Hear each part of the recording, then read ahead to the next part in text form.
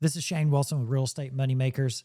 And in today's video, I'm covering what happens when you want to duke it out, fight it out, and make a bloody nose all the way to the closing table. This past week, we're in a contract dispute. I am the broker for the seller. The other agent's from a different state and is representing the buyer. There is a closing cost.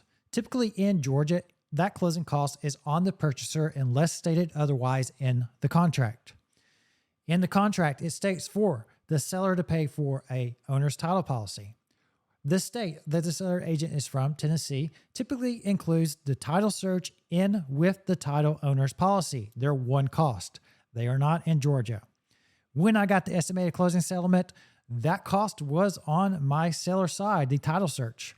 I emailed and stated that, hey, this should be a purchaser cost. Per the contract, purchaser is to pay for their own cost. The seller only agreed to pay for the title policy. And there goes the first spark of a war, ladies and gentlemen. We email back and forth 3 or 4 times. There's no resolution, and we're both just stuck in our position.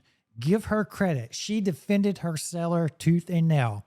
I believe they're wrong, but she defended them tooth and nail. So here we are. What do we do at this point? It is a $500 expense on a $400,000 deal. When you're in disagreements, when you're in conflicts, consider the opportunity cost. Consider how much time, energy, and capital, emotional capital that you're wasting on arguments that can just be solved. So she suggested we split the cost. Could I have kept fighting? Could I have kept going and tried to beat her into bloody pulp until I got a full commitment from her that, hey, their buyers are going to pay for this? Maybe. But how much time would that have taken? When you can make solutions that fit both sides, go for it. Don't get caught up in your ego that you got to crush your opponent. And at the same time, don't be lose-win. Don't let people run over you. You have to stand up for what you believe in. You have to stand up. If you know you're right, stand up and argue and hold your ground. There will come a time where you've got to find solutions. You got to compromise at times, right? But hold your ground and argue your case. Don't let people run over you. And in this situation, we believe splitting the cost is probably going to be the best way to go. So that's what we're doing. There's a couple books I want you to check out when it comes to conflicts. Crucial Conversations is one. Very good book. Helps you understand how to, especially with people in your company or around you, how to deal and conversate in that matter.